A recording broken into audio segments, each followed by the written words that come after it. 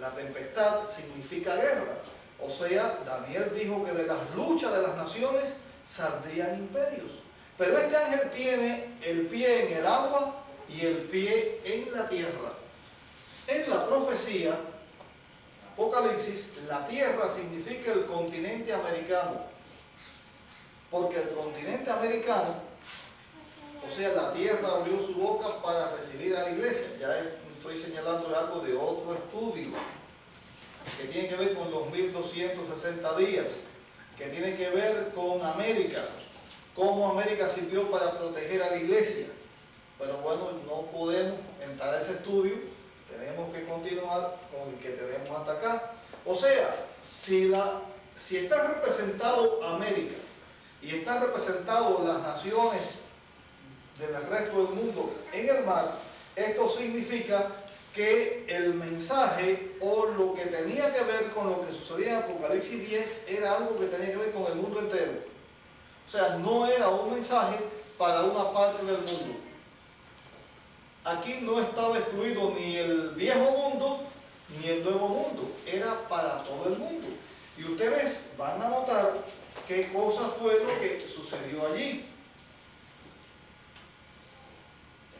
Dice el versículo 5: y el ángel que vi estar sobre el mar y sobre la tierra levantó su mano al cielo y juró por el que vive para siempre jamás. Él podía jurar por el que vive para siempre jamás, porque Él mismo es el que vive para siempre jamás. Él es Cristo, Él es Dios, por lo tanto estaba jurando por Él mismo. Y juró por el que vive para siempre jamás, que ha creado, quiero que noten estas palabras, que ha creado el cielo y las cosas que están en él, y la tierra y las cosas que están en ella, y el mar y las cosas que están en él, que el tiempo no será más. Ya el tiempo profético había llegado en la profecía de los 2300 días, y en otros también, que quizás un día podamos estudiar acá, hasta el año 1844. Pero, ¿qué iba a suceder de ahí en adelante? Fíjense que este ángel jura y utiliza unas palabras que les dije que las fijaran en su mente. Se las voy a repetir porque quiero que estas palabras les queden bien en la mente. Fíjense estas palabras. Y juró por el que vive para siempre jamás, que ha creado el cielo y las cosas que están en él, y la tierra y las cosas que están en ella, y el mar y las cosas que están en él, que el tiempo no sería más. Al terminar el capítulo hay una declaración. La declaración es: y él me dijo, necesario es que otra vez profetices a muchos pueblos, gentes y lenguas y reyes. Se le manda a alguien que profetice otra vez. Pero ese que profetiza tuvo una experiencia, o ese a quien se manda a profetizar tuvo una experiencia. La experiencia que tuvo está señalada aquí, versículo 8 en adelante. Y la voz que oí del cielo habló otra vez conmigo y dijo: ven, toma el librito abierto de mano del ángel que está en el mar y sobre la tierra. Y fui al ángel diciéndole que me diese el librito, y él me dijo: toma, trágalo, amargará tu vientre, pero en tu boca será dulce como la miel. Y tomé el librito de la mano del ángel y lo devoré, y fue dulce a mi boca como la miel, y cuando lo hube devorado, amargó mi vientre. O sea, hubo una experiencia de algo que en la boca supo dulce, dulce como la miel, pero en el vientre llegó a ser amargo. Este señalamiento de un librito, de comer un librito, de la experiencia del librito que se come en la Biblia, tuvo una contraparte con el Biblia anterior a esto algo semejante. Vamos a buscarlo. Ezequiel, capítulo 2, versículo 8, y seguimos con el 3 en adelante. Ezequiel, capítulo 2.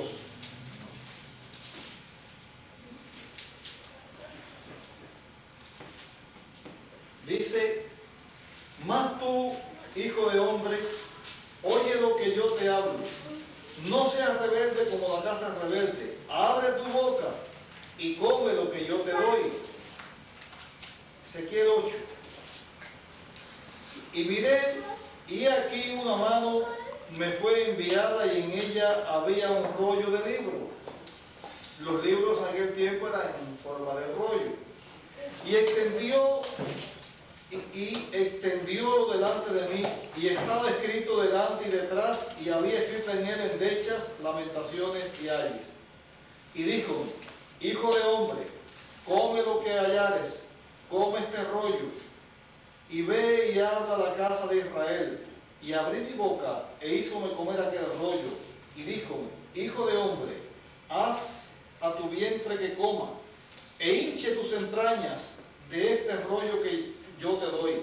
Y comílo, y fue en mi boca dulce como la miel. Díjome luego: hijo del hombre, ve y entra a la casa de Israel, y habla a ellos con mis palabras. Porque no eres enviado a pueblo de habla profunda ni de lengua difícil, sino a la casa de Israel. Y sigue hablando así. La experiencia de Ezequiel también fue dulce en la boca, y después fue amarga en el vientre. Pero esto tenía que ver con un mensaje que se predicaba. Un mensaje enviado al pueblo de Israel. La experiencia de Juan comiendo el librito, Juan aquí está personificando a la iglesia de Dios. Está señalando precisamente la experiencia que tuvo el pueblo de Dios en 1844. ¿Por qué fue dulce a la boca? Porque Cristo venía. Ya se iba a acabar todo lo malo. ¿Por qué fue amargo? Porque fue amargo porque Cristo no vino. Vino el gran chasco. Ahora, vamos a analizar que cuando dice es necesario que otra vez prediques, ¿qué cosa iba a predicar? En este chasco que la iglesia tuvo, ¿qué cosa iba a predicar? Pero vamos a analizar algo. El chasco fue porque pensaron que Cristo iba a volver a la tierra, porque la tierra era el santuario. Pero el santuario era el santuario celestial. El chasco fue no en el tiempo, sino en el evento. No era que Cristo volvería a la tierra, sino que Cristo comenzaría su fase en el santuario celestial. O sea, pasaría del lugar santo al santísimo, comenzaría su otra obra. ¿Cuál era la obra que se prefiguraba en este evento?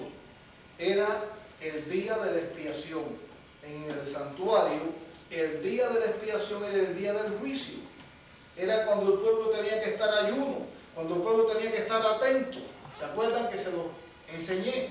Entonces, Cristo comenzó lo que se conoce como el juicio. De eso ya les hablé también, del juicio de Jesús.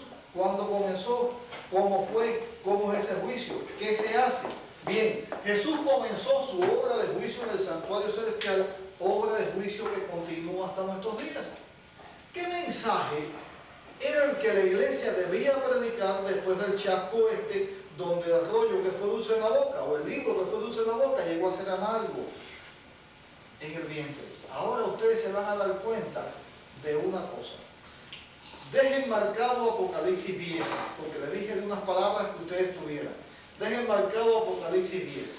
Y vamos a leer Apocalipsis 14. Y después vamos a hacer una comparación entre las palabras. Apocalipsis 14. Voy a leerles versículos 6 y 7. Y vi otro ángel volar por el medio del cielo, que tenía el evangelio eterno para predicar a los que moran en la tierra, a toda nación, tribu, lengua y pueblo, diciendo en alta voz: temed a Dios y dadle honra, porque la hora de su juicio es venida. y adorar ¿a quién? A aquel que ha hecho el cielo y la tierra, el mar y las fuentes de las aguas. Como dice en el capítulo 10, como dice en el 6, y juró por el que vive para siempre jamás, que ha creado el cielo y las cosas que están en él, y la tierra y las cosas que están en ella, y el mar y las cosas que están en él, que el tiempo no sería más. Manda a predicar, y el mensaje del primer ángel habla del juicio de Dios y llama la atención a la adoración de aquel que ha creado el cielo, la tierra y el mar. Pero ahora ustedes noten que esas palabras tienen otro lugar de donde vienen, porque esas palabras no se dijeron primeramente en Apocalipsis. Vamos ahora a Éxodo 20. Éxodo 20. Y ustedes van a notar allí algo importante. Éxodo 20. Ajá. 6 días trabajarás, de 9 en adelante, y harás toda tu obra. Mas el 7º día será reposo para Jehová tu Dios. No hagas en él obra alguna, tú, ni tu hijo, ni tu hija, ni tu siervo, ni tu criada, ni tu bestia, ni tu extranjero que está dentro de su puerta. Porque en 6 días hizo Jehová los cielos y la tierra, el mar y todas las cosas que en ellos hay. Y reposó el día 7º, por tanto Jehová bendijo el día de reposo y lo santificó. ¿No notan ustedes que las palabras son bastante similares? ¿Qué tenía que volver a predicar? Tenía que volver a predicar que era necesario adorar al Creador. Al Creador. O sea, hay un evangelio que predicar. Debe predicarlo ese pueblo que pasa ese chasco. Y ese evangelio que hay que predicar en su primer mensaje es: la hora del juicio ha llegado. La experiencia que tuvieron no era que Cristo venía a la tierra, sino que el juicio comenzaba en el cielo. La hora del juicio llegó. Segundo, llamar la atención a la adoración del Creador. En ese tiempo, la iglesia de Dios no guardaba el sábado. A lo largo de todos los tiempos ha habido adoradores del sábado, de Dios guardando el sábado. A lo largo de todo tiempo ha habido quien guarda el sábado. Pero la cristiandad en general no guardaba el sábado. Es más, Elena White era profeta y no guardaba el sábado. Cuando José Bey predicaba el evangelio, no guardaba el sábado. La iglesia comenzó y no guardaba el sábado, pero el mensaje hablaba de la adoración del sábado. Y ahí está la historia de la iglesia, como Raquel Presto llevó el mensaje del sábado, como José Bey llegó a ser el portavoz, y Elena White lo aprendió después. Pero después llegó a la iglesia a guardar el sábado y comenzó a predicar la observancia del sábado. ¿Y qué distingue hoy a la iglesia de Dios? Distingue la doctrina del santuario. La iglesia adventista se distingue por una doctrina que nadie tiene. Es la doctrina del santuario. El mensaje que hay que predicar del juicio de Dios que ha llegado. Y también se distingue por guardar el sábado, aunque hay otras religiones que también guardan el sábado.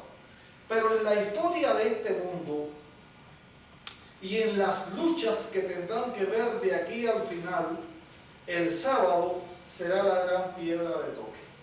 O sea, será lo que determinará quiénes van a obedecer a Dios o quiénes van a obedecer a la bestia y a su imagen.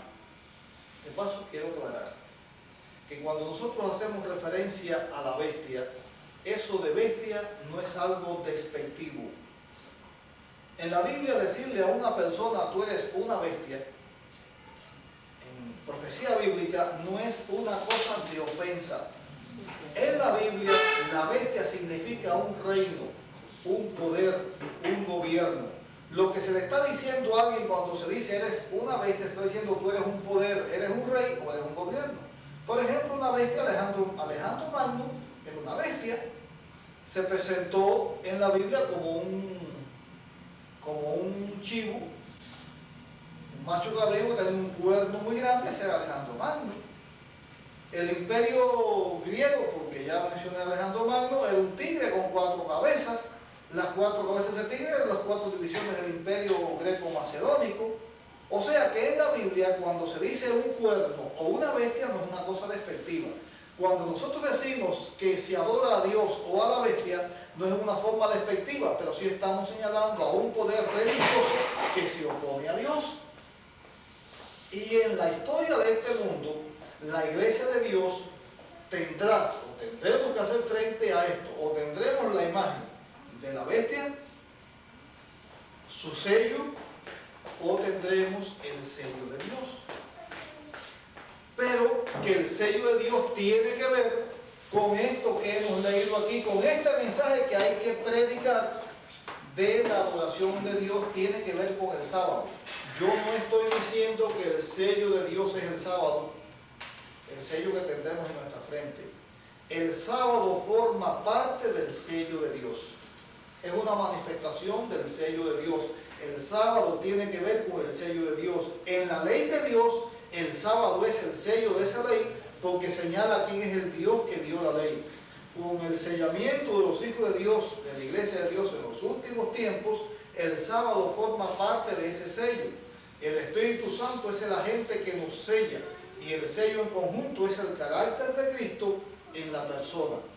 Cristo guardó el sábado y el que tiene el carácter de Cristo también guarda el sábado. Quien no guarda el sábado no tiene el sello de Dios. La imagen de la bestia, que este no es el estudio, pero lo hemos mencionado, también tiene que ver con la adoración de un día. Si a Dios se le adora, si el sello de Dios tiene que ver con un día, y el diablo trata de ocupar el lugar de Dios y de establecerse contra Dios, él quita el día que Dios puso y pone un día falso de adoración para que los que adoren ese día estén señalando con eso que no están siguiendo al verdadero Dios. Pero al fin, este mensaje debe predicarlo la iglesia. Este es el mensaje del primer ángel. Comenzó el juicio de Dios. ¿Cuándo comenzó? En 1844. De esto hemos hablado. Ese juicio todavía está actuando. Por lo tanto, todavía debemos seguir predicando el mensaje del primer ángel. ¿Por qué todavía tenemos que seguir predicando el mensaje del primer ángel? Porque tenemos que predicar que el juicio de Dios todavía está andando porque la gracia no se ha cerrado. Ese juicio termina cuando se cierra la gracia.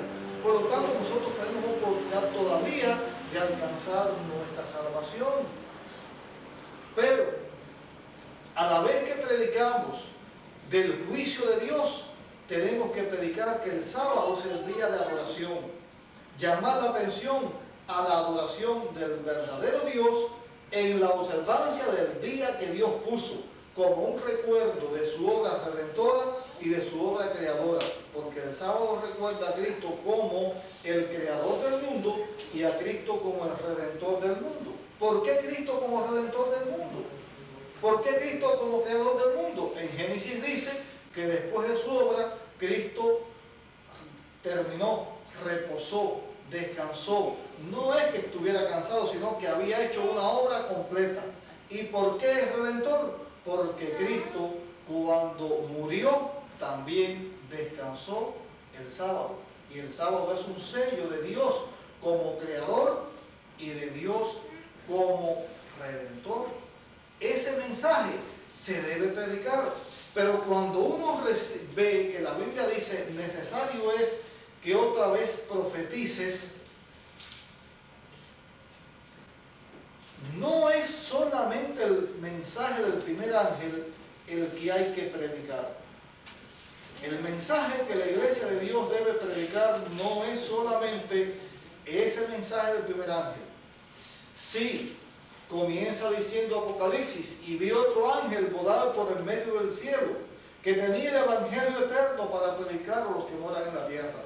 Se debe predicar el Evangelio eterno. ¿Qué cosa es el Evangelio eterno?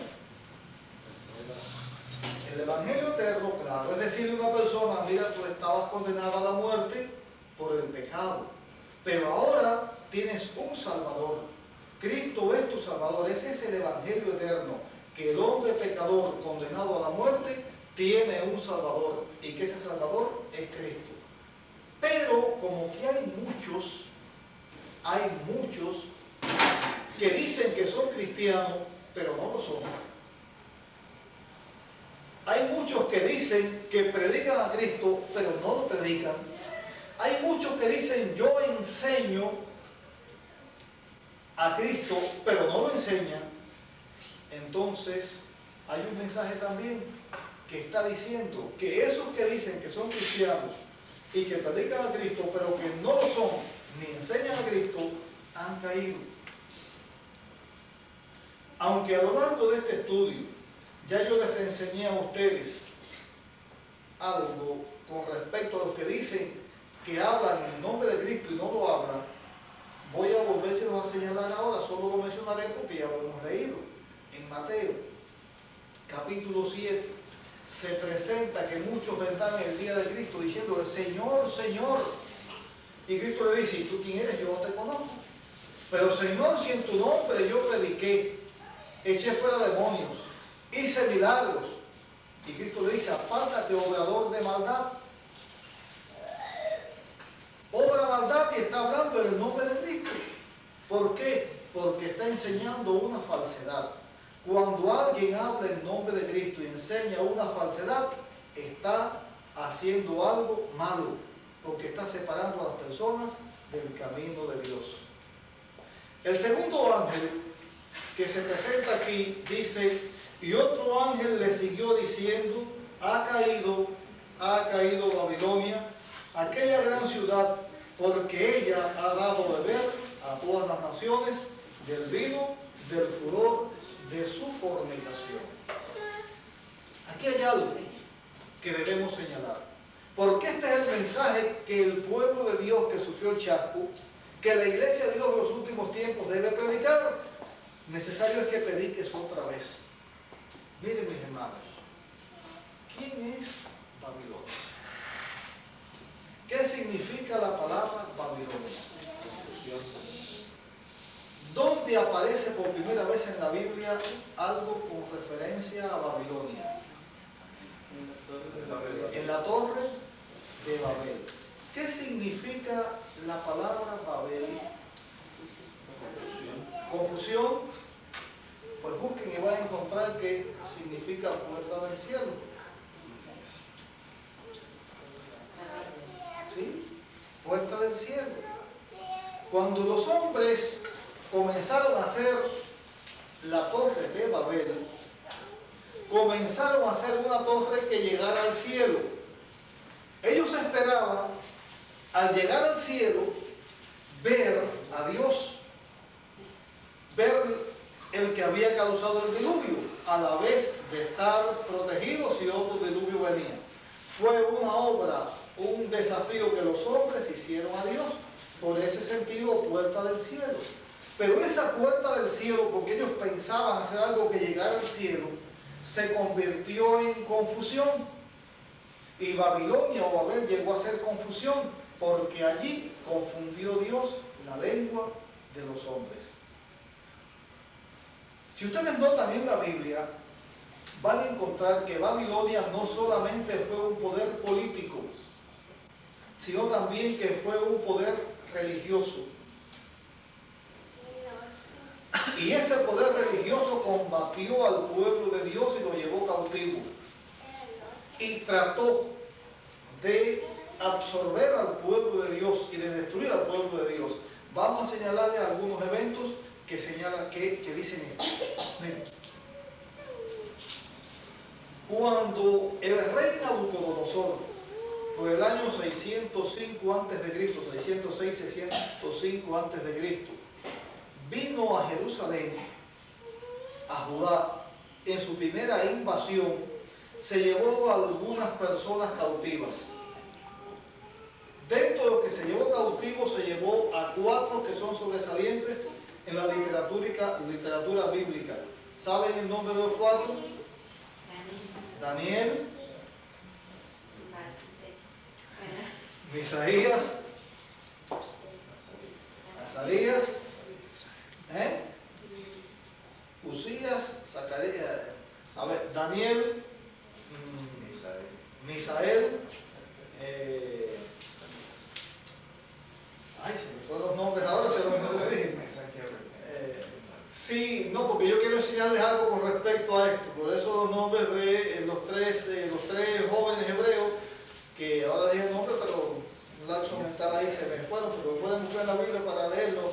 Misael, Azarías.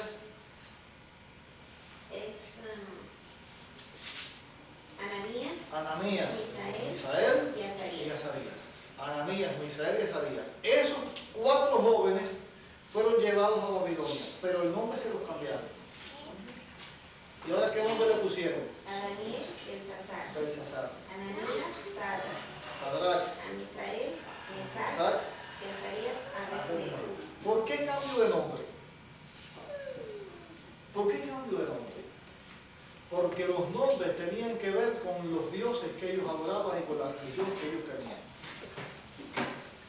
Daniel siguió llamándose Daniel, pero los 3 compañeros de Daniel, de ahí en adelante fueron Sadrach, Mesach y Abednego. Porque con eso él estaba diciendo los babilonios, ya tu religión aquí terminó. Ahora es mi religión. Inclusive yo no puedo ahora dedicar tiempo para los significados de nombre y para otras cosas, pero yo les animo a ustedes que lo estudien, que está interesante ese estudio. Ese era un mensaje sutil que estaba dando Babilonia diciendo, si tu Dios no pudo librarte de mi mano y yo con mi Dios te dominé a ti, mi Dios es superior a tu Dios. Y por lo tanto tú no vas a seguir sirviendo a tu Dios, ahora tú vas a seguir a mi Dios. Y le cambia el nombre. Esos jóvenes iban a ser educados para después ellos ser dirigentes de los judíos, pero siempre en pro o a favor de los babilonios. Ustedes saben que después los babilonios destruyeron el templo de Jerusalén. Se llevaron todo lo que estaba en el templo. Por lo tanto, era un poder que también tenía una religión. Los babilonios tenían su religión y esa religión luchó contra la religión de los judíos, contra la religión de Dios en ese tiempo. De ahí en adelante, Babilonia llegó a ser un nombre que se aplicó a religiones mediante las cuales el diablo se oponía a la religión verdadera. Pero estas organizaciones religiosas no eran organizaciones religiosas ya aquí en Apocalipsis paganas, sino cristianas. Porque es la confusión. Si usted le dice yo soy mahometano, no es una religión cristiana, usted dice yo soy cristiano o yo soy mahometano. Si usted le dice yo soy budista, no hay una confusión porque budista es budista y cristiano es cristiano. Pero dentro de la religión cristiana, ¿cuántas hay? Ya de eso les hablé un día aquí de por qué hay tantas.